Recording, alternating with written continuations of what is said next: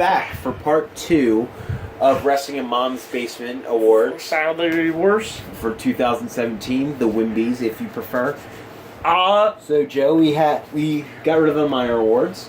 Let's go to the major ones. Alright, well, first, the most memorable moment. That's to give it to the most memorable moment here. In previous years, I would give this. I guess I go for my winner, so you could get. You don't really know me. For some reason, I never gave me a full background of fame. I don't think we ever did that either. I think we did it on the first episode. But it got cut out. What is it? But the first video we literally put up was Great Balls of Fire's predictions from that video. Because it got cut out, yeah. Yeah, so just because we couldn't this is a good place the whole goddamn thing. know what I liked over the years. The most memorable moments I did like over the years, 2009, Undertaker, Shawn Michaels smash. 2010, Bret and Shawn embracing Run. 2011, CM Punk's promo on June 27th on Raw. 2012, Brock Lesnar's return on April 2nd on Raw. 2013, Daniel Bryan wins the WWE title, leading to heel Triple H Orton. I couldn't think of anything else really major in 2013. 2014, ended up Bryan winning would have been a choice another year, or also Rock and Hogan at WrestleMania 30. That would have been another year. Obviously, WrestleMania 30, the Undertaker's undefeated streak ended at WrestleMania 30 when it lost to Brock Lesnar. 2015, Seth Rollins becoming the WWE Champion at WrestleMania 31, and of course 2016, AJ Styles debuting at the Royal Rumble. Okay, so my runner-up for this was actually at WrestleMania. It was the Hardys returning, just because it was how many years in the making? 8 years in the making. Yeah, 8 for Jeff, 7 for Matt. 7 for Matt. Yeah. Just because they came in as a very hot act, and there's not many people you could say that actually returned at WrestleMania in particular. And they also end up winning the tag team titles to a huge surprise. Orlando blew the roof off the place, even though there wasn't any. They blew the metaphorical roof off the place, in fact. And it caught me by surprise and made a happy moment for me. For WrestleMania 33. My runner-up was at WrestleMania. And this would be, if it was more definite, this would have been my winner any other year. But as of right now, and the rumors swirling again, it's not definite, as I covered in yesterday's news day. Yeah. My runner-up is Undertaker leaving his gear in the ring at WrestleMania. The end of the rumors be Undertaker WrestleMania, so Undertaker leave his gloves, hat, and coat in the ring. Was it the end of his career? Maybe. However, there are rumors that there may be one more match at the next WrestleMania against John Cena. So the moment does lose a bit of luster for me. Because it does not look like it's going to be the whole thing this year, so it looks like it's coming back on World 25 to set up its match. So, as I put this together last week of 2017, that's where the rumors coming out. I had this as the winner until this rumor started coming out, and then more thing about it looks like it's becoming true. Yeah. It's still big, though. Yeah, it's so big that I actually put it as my winner. With question marks, of course, because rumors going around exactly like that. It's the possible end of a part of my childhood. Undertaker has been in wrestling Undertaker has been wrestling longer than us. Longer than we've been watching wrestling, in fact. So every time we've seen wrestling live on pay-per-view or Monday Night Raw or SmackDown, Taker has generally been a part of it. And if that was his last match, it is a sad day. However, with the question marks, the added question is if he's coming back, and this could also possibly slide down the match. It really does lose a bit of its luster if he does come back. Yes, that's not just you say that because I picked that and said that. Yeah, that really does. Yeah, if he comes back for one more match, it kind of ruins the ending of that Mania. Yeah. Of Mania this year. And then for me, the winner was the Hardy Boys return to WrestleMania. When I think of most memorable, I also try to think of the best and favorite moment for me. As a fan, so I'm going with the Hardy Boys returning at WrestleMania because it was unexpected. I figured the Hardys will be back in WWE this year. That I did figure. Yeah. Or last year. But not that night. In that moment. It was a spectacular return that most of the crowd didn't expect either. Yeah. Because they popped huge for it. There aren't many moments that get top 70,000 people screaming Tyler lungs at the same match for making their long WWE return.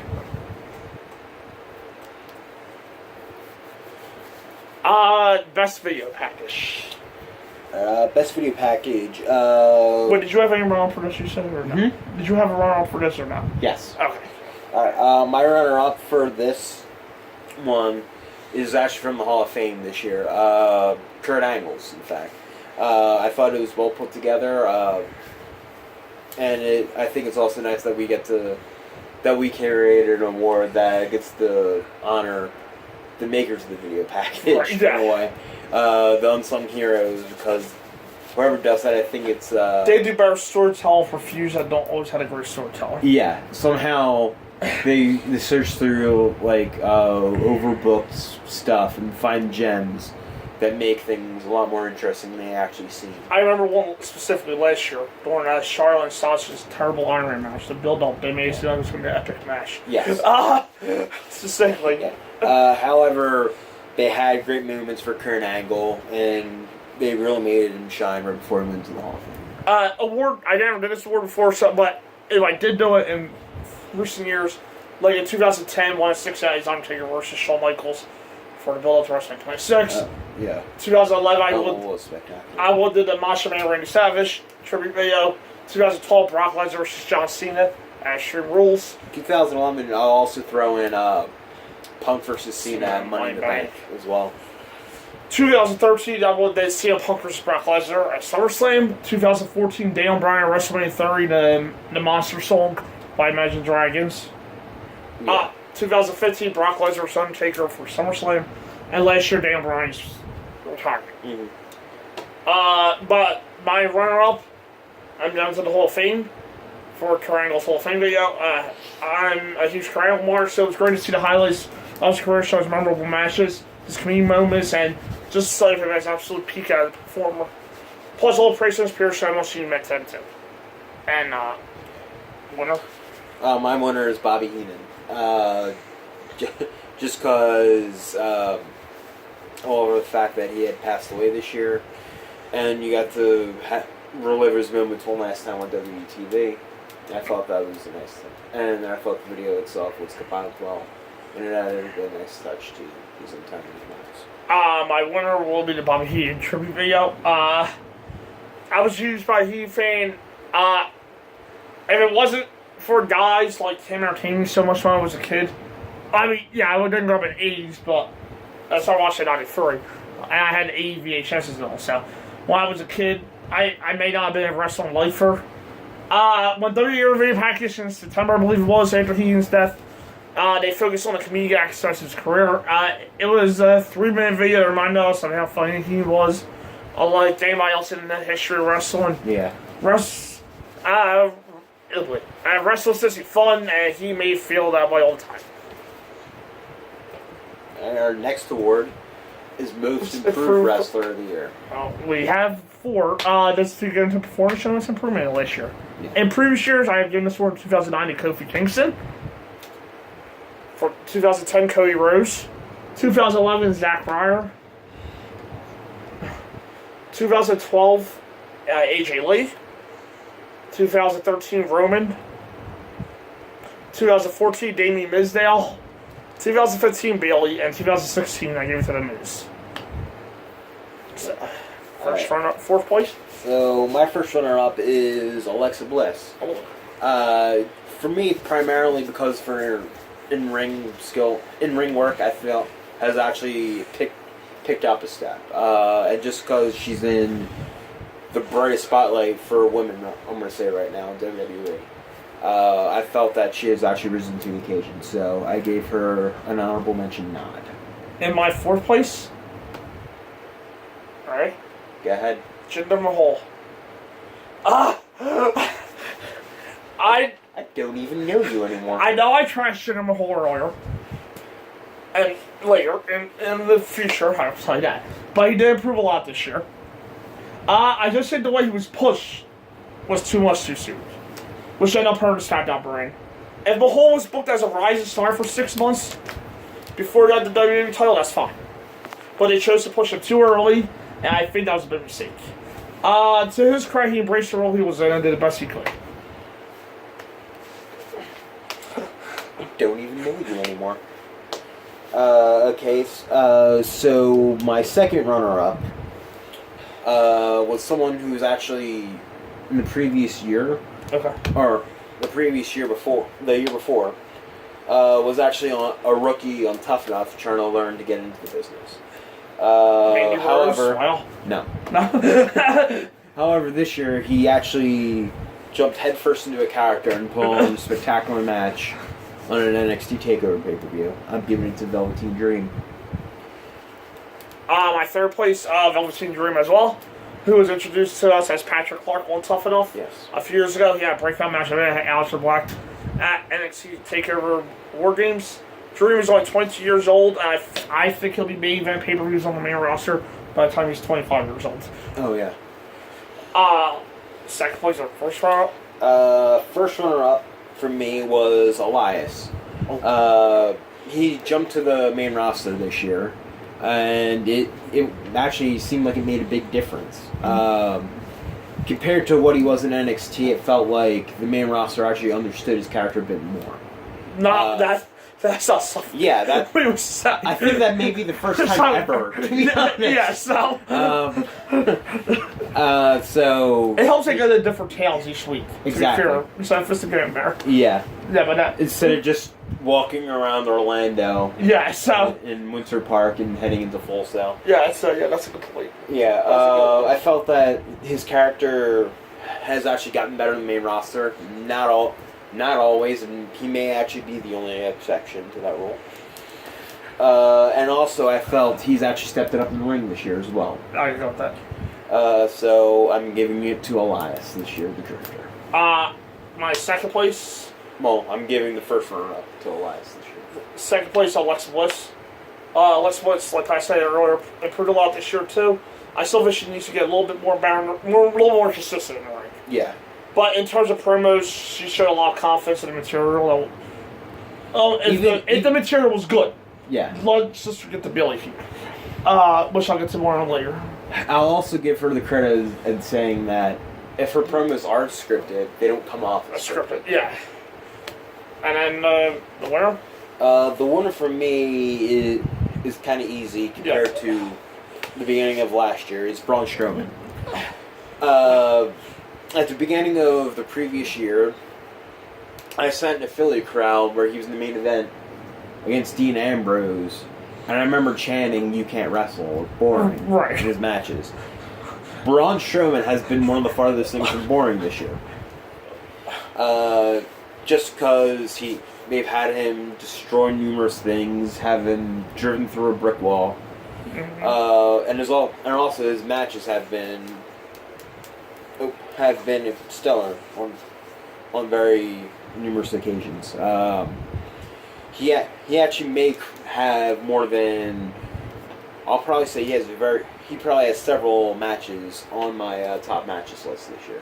Yeah, I go with that. For me, this is the easy choice too. Braun Strowman. Strowman was the easy choice here. He's only been wrestling for a few years, yet he was pushed to the main event. Well, this year and continuing to get better in all aspects. When you're booked to win nearly every match, it certainly helps a lot, but it's up to the wrestler to prove they deserve it by putting on quality performances. So, Strowman's very capable of having good matches with anybody. I feel like as far as say, although he may struggle against like an older big guy like him. But overall, though, he was definitely must improve. He was one I typed of where I knew who it was this year. Yeah. Up next, the best turn. So you give it to the best babyface or heel turn that benefited the performer the most. In previous years, I will have given this award because I don't think I've done this award before. No, we didn't. And in previous years, I would have given this award to 2009 CM Punk's heel turn. Yes. In 2010, I couldn't think of anything. I will probably give it to Kane's heel turn with Undertaker because I remember the promos being really good. Yeah. In 2011, Mark Henry, the whole pain. 2012, I had no idea, so I just wanted a big show because I remember him turning heel. I've seen it. 2013, Orton's heel turn with the Authority. 2014, Seth Rollins' heel turn. 2015, the New Day turning heel. And 2016, AJ Styles turning heel. So. Alright, so second runner-up for me. Maybe it's not to the performer's benefit, because he didn't necessarily need to turn face, but it was more or less the moment. he had. I'm gonna go with Chris Jericho this year. I missed that one. At the Festival of Friendship. Yeah, okay. I missed that one. We all felt the friendship Kevin and Chris had this year. They just had extraordinary chemistry. Mm-hmm. And it created a big moment when Owens finally turned on Chris Jericho. We all knew we all knew it was going to eventually come. We wished for that day not to happen. It came and it broke our hearts, and that's why I'm going to give it to Chris Jericho. That's a great one. I miss. Third place for me will be my winner from last year, will be AJ Styles. Styles going face was a no-brainer. He was too likable as a heel. The face turn probably could have been done better, but I had to play here because he's down the red roll. Yeah, that's pretty much the reason I didn't give it to him, just because it was more or less just... It wasn't necessarily a change in attitude. Right, yeah. It was literally the same attitude he had, he was just getting cheered for it now. Mm-hmm. My first runner-up is actually going to be Tommaso Ciampa. Just because of the story that's being created, or that's continuing to be created off of that. We hope for DIY just to be the ultimate underdogs and finally beat Authors of Pain, and we saw the steps of disappointment in Tommaso's eyes through the Cruiserweight Classic and not being able, and keep on losing their tag team title matches in NXT. So it created a big moment for when he finally did turn heel on Johnny Gargano on NXT TakeOver. This is also my second place. Tommaso Ciampa turned on Johnny Gargano after they failed to win the NXT tag team titles at NXT TakeOver Chicago. May was amazing. The fans loved those guys. They were standing on stage when Ciampa decided to attack Gargano by slamming him for the announce table. Yeah. Sadly, Ciampa tore his ACL and missed the rest of the year, but he should be back early this year now. Yeah. I think he'll cost Gargano the NXT title at TakeOver Philly at the end of January, leading to epic Ciampa versus Gargano feud, which might be mentioned in the feud of year to end this year. My winner for the award, I literally picked because if you told me even the day it happened, I would have told you that it was never going to happen, or even that I would actually like it. I thought it would have been a terrible idea, but I actually ended up liking it so much and liking where it's going. I'm actually going to give it to Sami Zayn. I remember we talked that Friday right before Hell in a Cell. You said, "Is Sami turning heel?" Right. And we're going, "No, of course not. He's not going to turn heel. Why would you turn Sami Zayn heel? That doesn't make any sense." It happened. It shocked the hell out of me, and it's still shocking the hell out of me how good Sami is in that role. So I'm giving it to him this year. That was obviously also my winner. The best turn was Sami Zayn at Hell in a Cell because I seen it, but I didn't see it coming. If that makes sense. Leading into the Owens versus Shane McMahon match, Zayn was an afterthought that tried to warn Shane about Owens, but was pushed aside by Shane. Zayn also told Owens that he had gone too far, but Owens destroyed Vince McMahon. During the Hell in a Cell match, Shane jumped bolt to Cell to finish off Owens. But there was Zayn to pull Owens away, and Zayn put Owens on top of Shane to win the match. Zayn represented a prototypical babyface to me, and that he's the guy who can sub moves well and get the fans behind, but WWE decided to turn him heel. It's been 3 months, and it was clearly the right move. I did, but I didn't see it coming again, which made it more enjoyable. Zayn went from being face going nowhere to one of those top heels. So that's why he's easily the best third.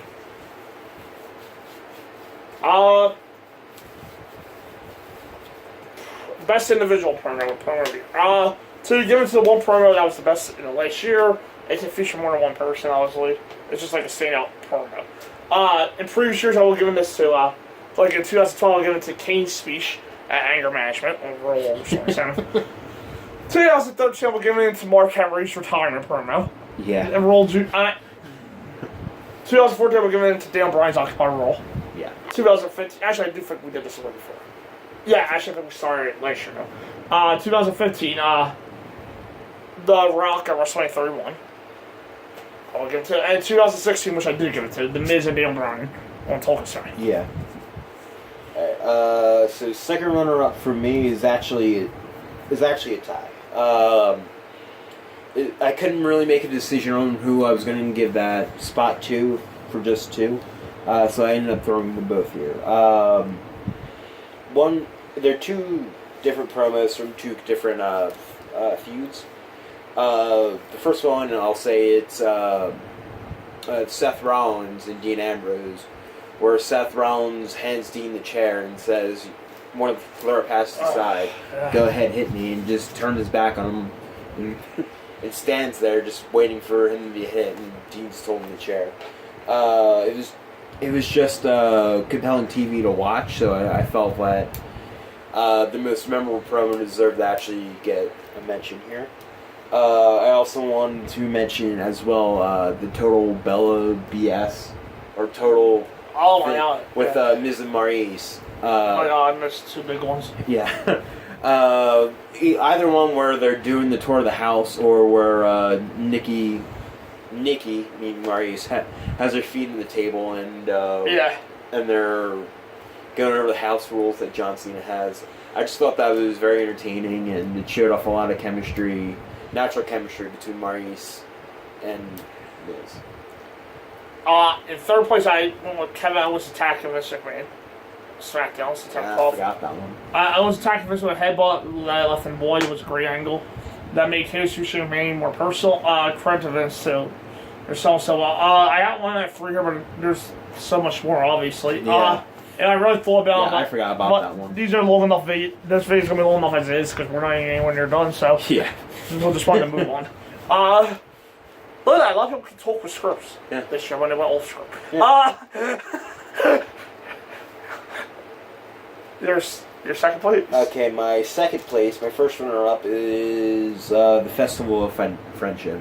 Okay. Just like I mentioned in the best turn of the year, I felt it was a big moment. There was even some great comedy from Owens and Sammy that they hadn't shown all year, and they had the big moment of Owens finally turning on Jericho. My second place is actually tied. My first one, I wasn't a big fan of all their promos together and the build-up to their match at No Mercy. But I did specifically like John Cena and Roman's contract signing promo. I believe it was on the August 20th, the first promo. No, it'll be the second promo with that. The one where Cena called Roman a cheap-ass corporately created John Cena bootleg. That one, I did love that one. You know, the feud was a little too personal for what they were going for times. This one, they got 15 minutes, if I remember correctly, told to each other about how great they are while Cena ran down Roman, trying to motivate him to be better. Yeah, it was that one. And then Cena won a promo duel of Reigns, they were talking about Cena being a young talent and calling him bitch. That led to the No Mercy match, which was pretty good, but probably Roman's worst big match of the year by far. Yeah. But it was pretty decent. It wasn't nowhere near the worst match of the year. No. Then, the other one for second place will be Aleister Black and Velveteen Dream from NXT.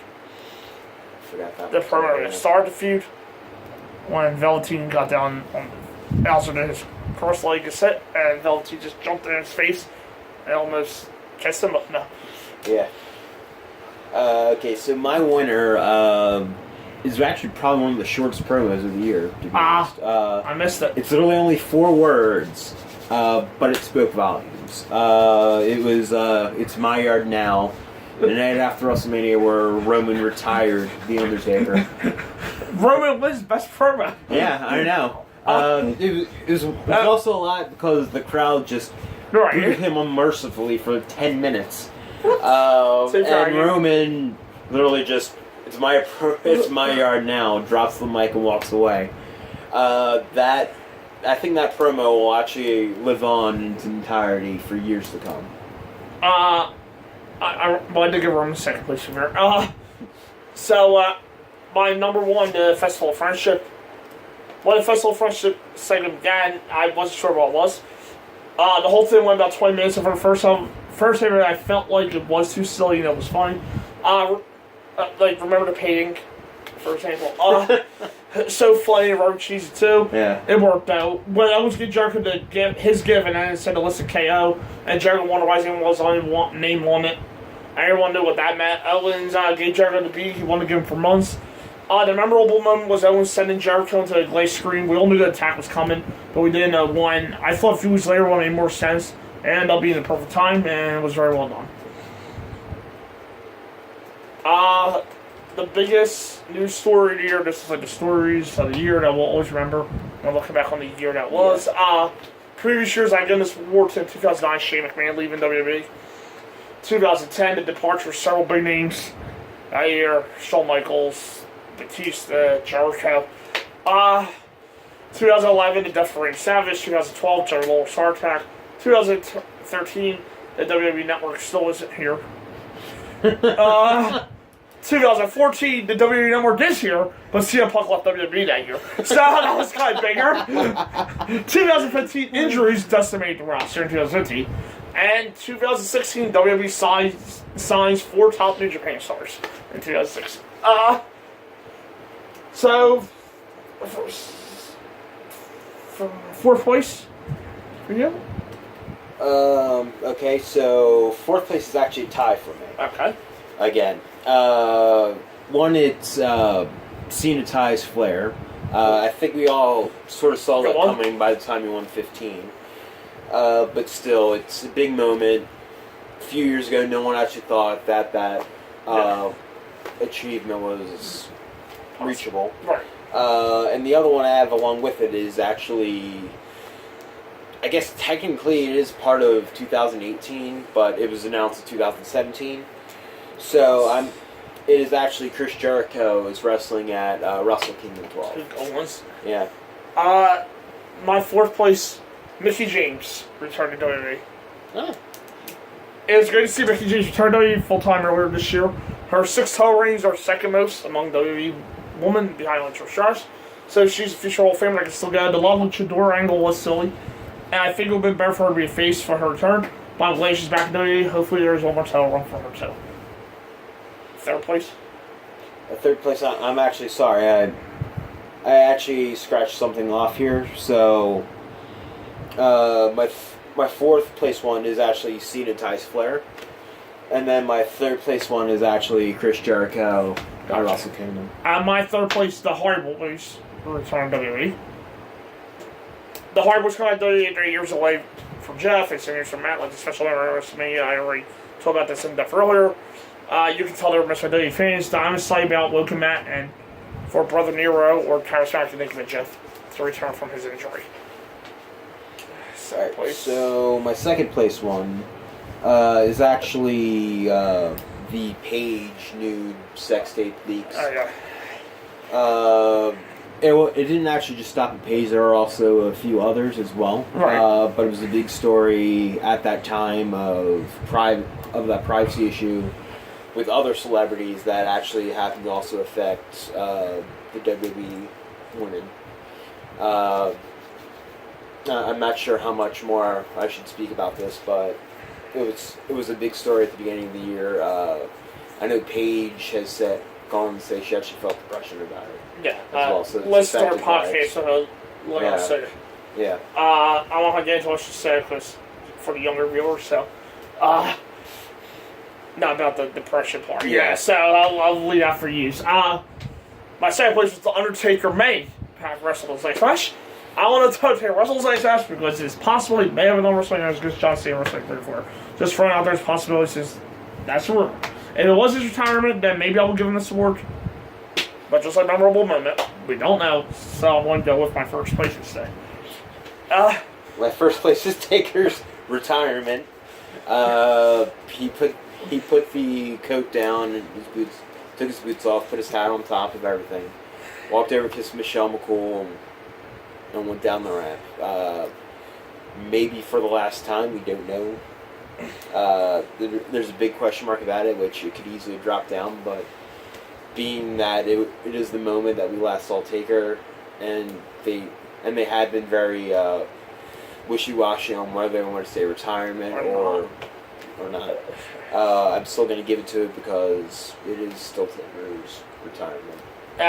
My first choice was Triangle return to WWE. They're 11 years away. When the news was revealed in January that Triangle's coming back to WWE to be done in their Hall of Fame, it made me happy. Yeah. I'm a huge Triangle fan. I loved him during his initial WWE run from 1999 to 2006.